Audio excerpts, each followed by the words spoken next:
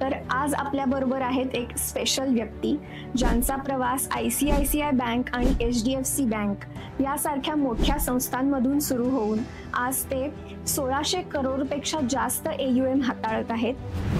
Unfortunate event त्या इन्कमलाच काही झालं तर मग त्या फायनान्शियल प्लॅनचं काय, मग तो पूर्ण फायनान्शियलच गडबड. म्हणजे ते इन्शुरन्स वाक्यातच आहे. इन्शुरन्सचा अर्थच आहे की बी अँड ॲश्युरन्स. एक ॲश्युरन्स असतं की ते होईल. In fact financial planning starts with risk planning itself. तो पहिला टप्पा जो आहे फायनान्शियल प्लॅनिंगचा तो रिस्क प्लॅनिंगनीच होतो. त्याच्यामध्ये सगळ्या प्रकारचे आपण इन्शुरन्स प्लॅनिंग करतो. प्रॉब्लेम काय, तो बरेच लोक म्हणतात की माझ्याजवळ काही ॲसेटच नाहीये, माझ्याजवळ काही वेल्थच नाहीये. पण ते नेहमी मटेरियलिस्टिक किंवा मटेरियल वेल्थकडेच लक्ष देतात. तो व्यक्ती हा ती व्यक्ती सगळ्यात मोठी वेल्थ आहे त्याच्या फॅमिली करता. लोक तसा विचार करत नाही आणि त्यामुळे वेल्थ प्रोटेक्शनला जेवढं महत्व द्यायला पाहिजे तेवढं मिळत नाही. इनफॅक्ट एक रिअल स्टोरी आहे. सगळ्यांनी रावण हा पिक्चर बघितला असेल शाहरुख खानचा. मला सांगा की इन्शुरन्स ॲडवायझर्सना तुम्ही काय रेकमेंड कराल आणि ज्यांना फायनान्शियल प्लॅनिंग मध्ये इंटिग्रेट व्हायचं आहे त्यांच्यासाठी तुमच्या काय टिप्स आहेत? पुढच्या 5-10 वर्षात इन्शुरन्स किंवा फायनान्शियल प्लॅनिंगचं फ्युचर कसं दिसतंय तुम्हाला आणि क्लायंट्स आणि ॲडवायझर्सनी त्याच्याबद्दल काय तयारी करायला पाहिजे? हेल्थ इन्शुरन्सचं सांगायचं झालं तर लोकांना असं वाटतं की कंपनीचं हेल्थ इन्शुरन्स आहे तर मला आता कुठलंच नको. हे त्यांना कळत नाही की ते जे हेल्थ इन्शुरन्स हे नोकरीसोबत आलं आहे आणि ते नोकरीसोबतच जाणार.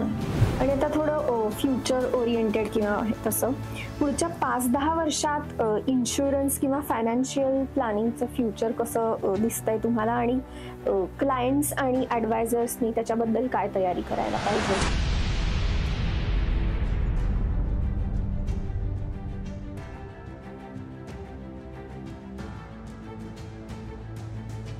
नमस्कार, मी प्राची मराठे, टीम अविनाश मधून. तुम्ही बघत आहात हेल्थ एक्सपर्ट विथ अविनाश.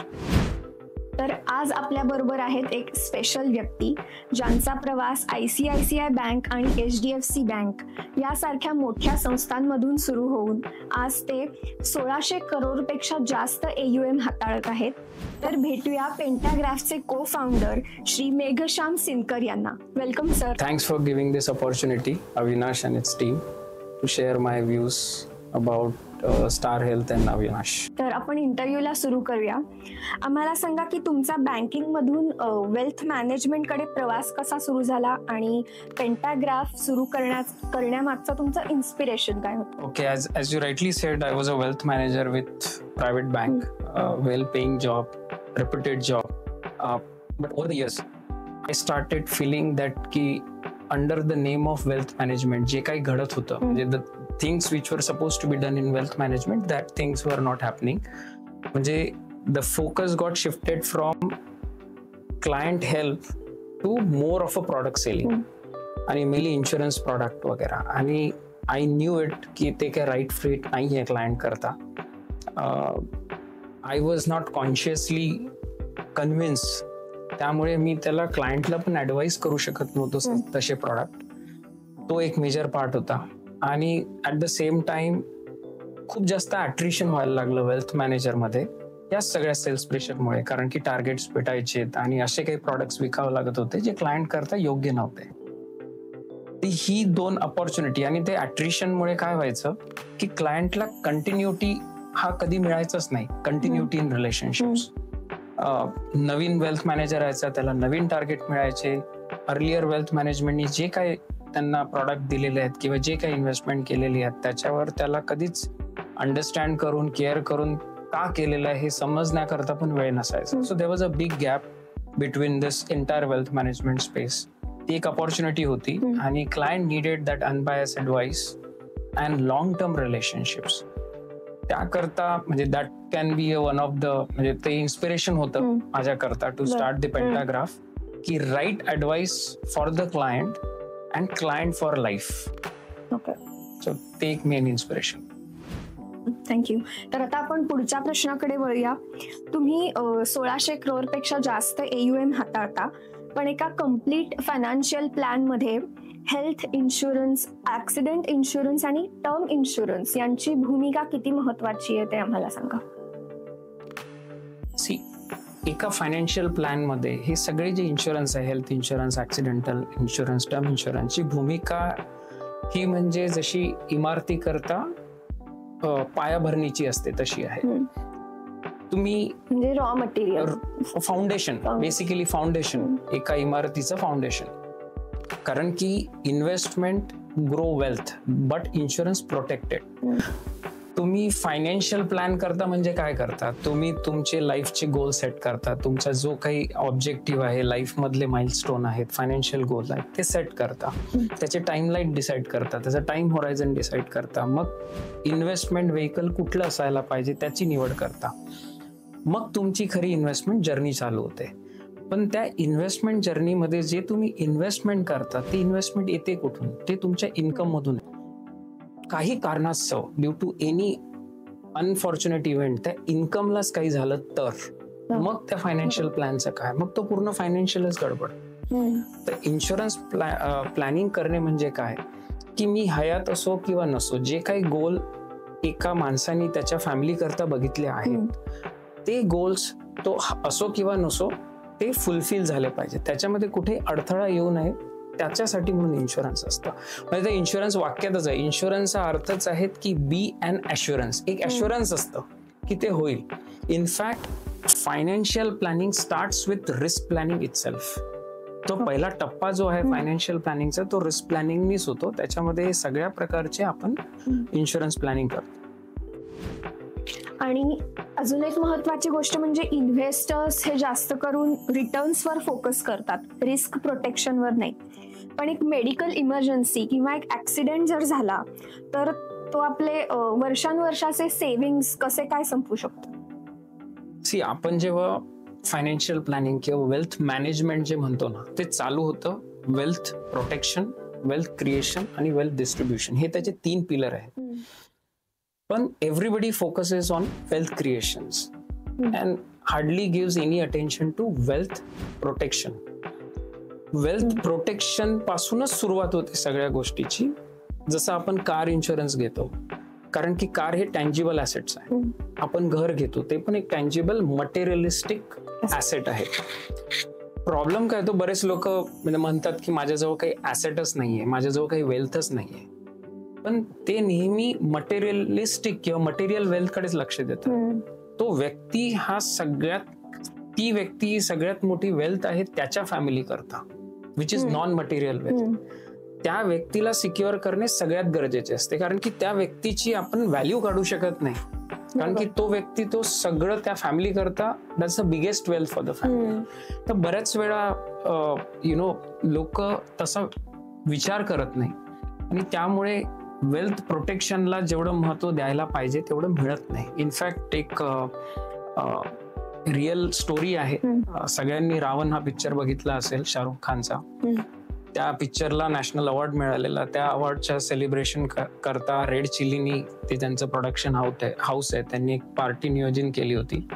आणि पार्टी नंतर त्या ज्या ॲनिमेटर आहे चारू खंडाल म्हणून, शी वॉज हेडिंग बॅक होम आणि त्याच वेळेस एका स्पीडिंग कारनी तिला धक्का दिला आणि she got hurt badly, lot of fractures, severely impacted spinal cord वगैरे सगळं. आणि डॉक्टरनी तिला घोषित केलं होतं की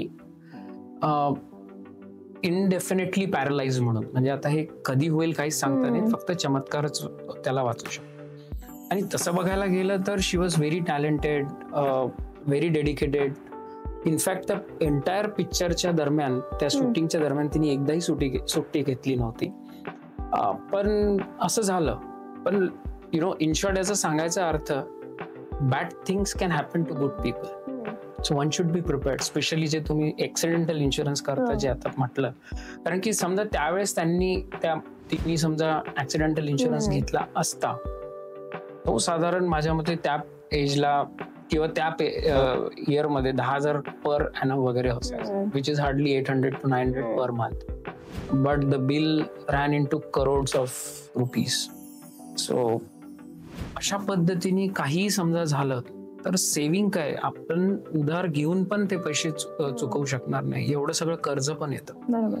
त्याच्याकरता wealth protection is of utmost important.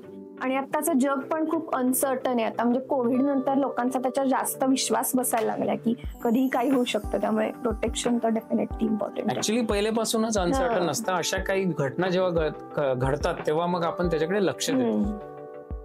We take it seriously. Otherwise we always take it for granted. तर पेंटाग्राफने हेल्थ इन्शुरन्स आणि ऍक्सिडेंट इन्शुरन्स पोर्टफोलिओसाठी अविनाश रणदिवे सरांनी तुम्हाला कसा सपोर्ट तुम्हाला मिळतोय त्यांच्याकडून ते आम्हाला सांगा. आता आम्ही अविनाश सोबत काम करून एक साधारण 10-11 वर्ष झाली आणि या पूर्ण कालावधीत आम्हाला एकदम चांगला सपोर्ट मिळाला आहे. मेन म्हणजे कन्सिस्टंट सपोर्ट मिळाला आहे. त्या सपोर्टमध्ये कुठेही काही आम्हाला असं काही प्रॉब्लेम आलेला नाही. आणि खरा सपोर्ट हा पॉलिसी घेताना लागतच नाही. खरा सपोर्ट हा लागतो पॉलिसी घेतल्यानंतर, स्पेशली क्लेमच्या वेळेस. पण तसं अविनाश आणि त्याच्या टीम कडून आम्हाला प्रत्येक वेळी सपोर्ट मिळाला आहे. पॉलिसी सर्व्हिसिंग असो किंवा पॉलिसी ऍडवाइस असो किंवा काही त्याच्यामध्ये कुठेही काही प्रॉब्लेम आला तर प्रत्येक वेळेस मदत केलेली आहे. इनफॅक्ट असा कधी झालंच नाही की त्यांनी निराश केलेला आहे आम्हाला. तर आम्हाला तर चांगला अनुभव आहे, चांगला एक्सपिरियन्स.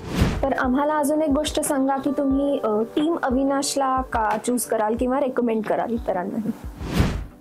सो अविनाशला आम्ही मागच्या 11 वर्षापासून ओळखतो आहे, पण तो स्टार हेल्थ सोबत 17 वर्षापासून आहे. स्टार हेल्थ 18 वर्षापासून आपल्याकडे आहे आणि अविनाश हा स्टार हेल्थ सोबत 17 वर्षापासून काम करतो आहे.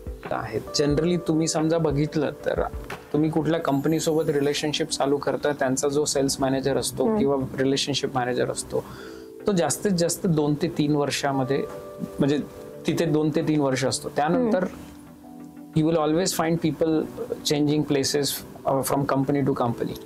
म्हणजे पण अविनाश सोबतची आमची जर्नी फार स्टेबल आहे. जसं आम्ही म्हटलं कन्सिस्टन्सी आहे. तो आमच्या पहिले पण स्टार हेल्थ मध्ये होता, आमच्या सोबत पण स्टार हेल्थ मध्ये आहे आणि त्याचंच ओव्हरऑल सगळं बघता आम्ही खूप कॉन्फिडंट आहे की आता तो स्टार हेल्थ सोबत त्याची अशीच जर्नी राहील. तो जो एक कम्फर्ट आहे ना, जसं आम्ही म्हणतोय ना मेन की continuity in relationship, client for life, तसं झालं आहे आमचं अविनाश सोबत. अविनाश अँड स्टार हेल्थ याच्यामध्ये अविनाश पहिली येतो आणि मग स्टार हेल्थ येतो. म्हणजे जसं आजकाल आपण म्हणतो की जॉब पण लोक इतक्या फ्रिक्वेंटली चेंज करत असतात, पण पूर्वीच्या काळात एकदा कुठे जॉबला लागलं की वर्षानुवर्ष तिथेच कंटिन्यू, तिथूनच रिटायर्ड होणार सिच्युएशन अविनाश सरांबरोबर. तर त्याची जे कंटिन्युटी आहे, जे आम्ही आता म्हणतोय फायनान्शियल प्लॅनिंग मध्ये जे कंटिन्युटी जे लागते, लॉंग टर्म रिलेशनशिप लागतं, त्याचं एक अश्युरन्स आम्हाला मिळतं, कॉन्फिडन्स आम्हाला मिळतो. त्यामुळे मी नक्कीच रेकमेंड करेल की जनरली असं तुम्हाला मिळणार नाही कुठे, पण त्याच्या केसमध्ये आम्ही खूप कॉन्फिडंट आहे आणि असाच सपोर्ट फ्युचरमध्ये पण राहील. तर आता आपण पुढच्या प्रश्नाकडे वळूया. आम्हाला सांगा की इन्शुरन्स ॲडवायझर्सना तुम्ही काय रेकमेंड कराल आणि ज्यांना फायनान्शियल प्लॅनिंग मध्ये इंटिग्रेट व्हायचं आहे त्यांच्यासाठी तुमच्या काय टिप्स आहेत? ज्या हिशोबाने आता मला 20 वर्ष झाली या प्रोफेशनमध्ये, एक पहिले ना इन्शुरन्स एजंट म्हणून कन्सेप्ट असायचा. तो याच्याकरता असायचा कारण की information was not easily available. प्रत्येक गोष्टीसाठी कोणाला तरी अप्रोच करावं लागत होतं. पण आता everything is available just at the click of the button, right from getting the product information as well as execution. घरी बसल्या बसल्या सुद्धा पॉलिसी घेता येते. तर आता तो जो रोल आहे एजंटचा रोल राहिला नाही. Now it is more of advisory. याकरता कारण की प्रॉडक्ट आता बरेच झाले आहेत. त्या कस्टमरला त्याच्या फायनान्शियल लाईफच्या हिशोबाने किती कुठला कसा इन्शुरन्स घ्यायला पाहिजे याकरता इन्शुरन्सची गरज, इन्शुरन्स ॲडवायझरची गरज आहे. So it is more of advising which product to buy, which product to considered for health insurance, for personal. आणि प्रत्येकाची लाईफस्टाईल मधली त्याची स्थिती अलग अलग असते. हेल्थ प्रॉब्लेम असतात अलग अलग. त्याकरता काय सुटेबल आहे, काय नॉन सुटेबल आहे, याकरता खरं तर इन्शुरन्स ॲडवायझर असायला पाहिजे. म्हणजे तसं त्यांनी मायग्रेशन करायला पाहिजे from agent to, from policy seller to actually policy advice. Financial प्लॅनिंगचं म्हणाल तर मी जसं म्हटलं की financial planning starts only with insurance planning. त्याचा पहिला टप्पाच तो आहे. तर समजा इन्शुरन्स ऍडवायझरनी स्वतःचे स्किल्स वाढवून आणि काही सर्टिफिकेशन घेऊन समजा फायनान्शियल प्लॅनिंगचं असं काही केलं तर they can give the holistic approach or advice to the client. कारण की आजच्या जगात client is looking for holistic advice. बाकी तर आजकाल कम्प्युटरवरच सगळं मिळतं, सगळे इंटरनेटवर अवेलेबल आहेत. त्यांना मात्र होलिस्टिक ऍडवाइस पाहिजे बेस्ड ऑन देअर रिक्वायरमेंट. त्याकरता फायनान्शियल प्लॅनिंग समजा इन्शुरन्स ऍडवायझरनी त्याच्यामध्ये जाऊन त्याच्याबद्दल काही कोर्स केले तर त्यांना नक्कीच त्याचा फायदा होईल. आणि they have the complete picture of the clients to guide them properly. आणि पुढचा प्रश्न आहे की अनेक लोक आपल्याला दिसतात की इन्शुरन्स बद्दल त्यांचे खूप मिसअंडरस्टँडिंग असतात, चुकीच्या समजुती असतात, तर त्या कशा दूर करता येतील? आता मला तर अजून सुद्धा या 20 वर्षात असे बरेच सारे मिसकन्सेप्शन अजूनही क्लायंट्स कडे आहेत. हे बघूनच मला आश्चर्य होतं. जसं अजूनही लोक इन्शुरन्स म्हणजे इन्व्हेस्टमेंट समजतात. म्हणजे अजूनही एंडोमेंट पॉलिसी, मनी बॅक पॉलिसी लोक घेतात. ऍक्च्युली इन्शुरन्स प्रॉडक्ट हा इन्व्हेस्टमेंट नसतो. हा कशा करता आहे की तुमचं मेजर इन्व्हेस्टमेंट ही तुमची वेल्थ ग्रो करते आणि इन्शुरन्स त्याला प्रोटेक्ट करते. कॉम्बिनेशन जे आहे ते कधीच म्हणजे योग्य नसतं. इन्शुरन्स हे फक्त प्रोटेक्शन साठी असतं. हा एक मेजर जो मला जाणवतो की लोकांना अजूनही ते त्याच्याबद्दल कन्फ्युजन आहे किंवा मिसकन्सेप्शन आहे. हेल्थ इन्शुरन्सचं सांगायचं झालं तर लोकांना असं वाटतं की कंपनीचं हेल्थ इन्शुरन्स आहे तर मला आता कुठलंच नको. हे त्यांना कळत नाही की ते जे हेल्थ इन्शुरन्स हे नोकरीसोबत आलं आहे आणि ते नोकरीसोबतच जाणार. त्यांचं इंडिव्हिज्युअल हेल्थ इन्शुरन्स असणं फार गरजेचं आहे. कारण की उद्या चालून as they grow in age lifestyle disease येऊ शकतात, काही होऊ शकतं. त्यावेळेस समजा ते कॉर्पोरेट लाईफ नंतर जेव्हा मूव्ह होणार त्यावेळेस त्यांना हेल्थ इन्शुरन्सची गरज पडली तर ते चॅलेंज येऊ शकतं त्या पिरियडमध्ये हेल्थ इन्शुरन्स घ्यायला. तर जेव्हा माणूस फिट अँड फाईन आहे तेव्हा हेल्थ इन्शुरन्स घेतलेलं कधीही योग्य. पर्सनल असलं पाहिजे कंपनीच्या व्यतिरिक्त. आणि कंपनीचं असून जनरली 2, 3 किंवा 5 लाखाच्या वर जनरली नसतं. But that is very small amount considering the current health care cost. तर ऍटलीस्ट टॉपअप तरी त्यांनी घ्यावं. एक ते रिझनेबल पण असतं, त्याचं प्रीमियम पण जास्त नसतं. तर तो एक मिथ आहे की मला कंपनीचं जे इन्शुरन्स आहे तर मला दुसरं काहीच घ्यायची गरज नाही. तिसरं टर्म इन्शुरन्स मध्ये मला अजूनही असे मिळतात की मला यामध्ये काही परत मिळत नाही. म्हणजे when you pay the premium in term insurance you don't get anything back. त्यामध्ये मला असं म्हणायचं आहे की समजा तुमचं घर आहे किंवा बंगला आहे, तुम्ही त्याच्याकरता कुठलं सिक्युरिटी गार्ड ठेवला किंवा वॉचमन ठेवला, त्याला तुम्ही 1 महिना पगार दिला काहीच झाला नाही, 2 महिने पगार दिला काहीच झाला नाही, 3 महिने पगार दिला काहीच झाला नाही. त्याचा अर्थ असा नाही ना की ते जे पेमेंट आहे किंवा त्याला जे आपण पैसे दिले ते वेस्ट गेले. ते आपण त्याच करकत देतो की काही होऊ नये म्हणून. It gives us piece of mind, it gives us that protection. इथे पण परत प्रोटेक्शन, इथे पण परत प्रोटेक्शन होतं. तर कारण की see you cannot avoid risk, you can't mitigate risk, you can't control the risk, but you can transfer the risk. Insurance is all about transferring the risk to someone else. So we just simply transfer the risk to the company. ते हे काही अजूनही misconception आहेत. But I think with younger generations they are getting lot of financial advice, so now they are actually taking it. आपण बघू पण शकतो insurance आपण घेतलं आणि ते वापरलं नाही तर ते वाया जातं असं काही नाहीये. असं काही नाही. इनफॅक्ट तुम्ही तेच प्रे करायला पाहिजे, जे काही मी इन्शुरन्सचे हप्ते भरतोय, प्रीमियम भरतोय, ते मला कधीच लागलेच नाही पाहिजे, ते वेस्ट गेले पाहिजे अशीच प्रार्थना करायला. सगळं ऑल इज वेल आहे. आणि आता थोडं फ्युचर ओरिएंटेड किंवा तसं पुढच्या 5-10 वर्षात इन्शुरन्स किंवा फायनान्शियल प्लॅनिंगचं फ्युचर कसं दिसतंय तुम्हाला, आणि क्लायंट्स आणि ॲडवायझर्सनी त्याच्याबद्दल काय तयारी करायला पाहिजे? See, there's gonna be tremendous change in next 5-10 years. जे काही मागच्या 20 वर्षात घडलेला आहे, जो काही चेंज झालेला आहे तो पुढच्या 5 वर्षातच होणार आहे. आणि याच्यामध्ये मेन म्हणजे टेक्नॉलॉजी आणि क्लायंट एक्सपेक्टेशन. जे क्लायंटची एक्सपेक्टेशन पण चेंज होणार आहे आणि technology is gonna change everything. आपण इन्शुरन्स इंडस्ट्रीजमध्ये बघितलं तर AI is gonna play big role. जसं मी असं ऐकलं की even underwriting will also be done through AI. Claim process at least जी प्रोसेस आहे ती फास्ट होईल, स्मूथ होईल.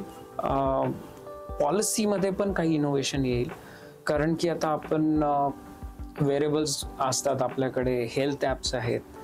याच्यामुळे जे इनोव्हेशन होईल प्रॉडक्टमध्ये, डायनामिक प्रीमियमच्या गोष्टी चालू आहे की तुमची हेल्थ कशी आहे, तुम्ही गाडी कशी चालवता, त्याच्या बेसिसनी तुमचं प्रीमियम डायनामिकली चेंज होईल. काही प्रिव्हेंटिव्ह हेल्थ चेकअप सारखे प्रॉडक्ट येऊ शकतात. बरोबर. सो हा सगळा चेंज हा खूप फास्ट होईल आता. इनफॅक्ट क्लायंटनी पण त्यांचा डेटा सिक्युअर करणे, कारण की technology means you are expose to the entire internet and all, तर सेफ्टीकडे त्यांनी लक्ष द्यायला पाहिजे.